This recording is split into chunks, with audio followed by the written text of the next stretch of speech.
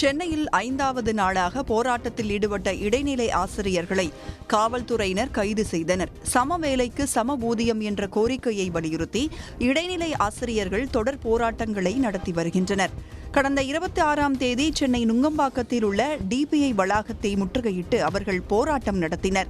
காவல்துறையினர் அவர்களை கைது செய்து திருமண மண்டபங்களில் அடைத்து மாலை விடுவித்த நிலையில் சென்னையில் கடந்த 4 நாட்களாக அவர்கள் போராட்டத்தை தொடர்ந்து வருகின்றனர்.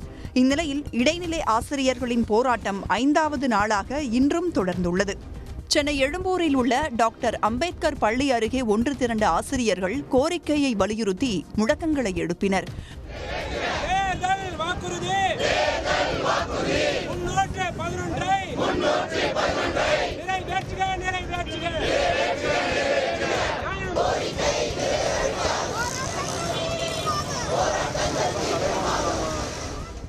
போராட்டத்தால் பரபரப்பு ஏற்பட்ட நிலையில் இடைநிலை ஆசிரியர்களை காவல்துறையினர் கைது செய்து பேருந்துகளில் ஏற்றி பல்வேறு சமூக நலக்கூடங்களில் தங்க வைத்துள்ளனர்.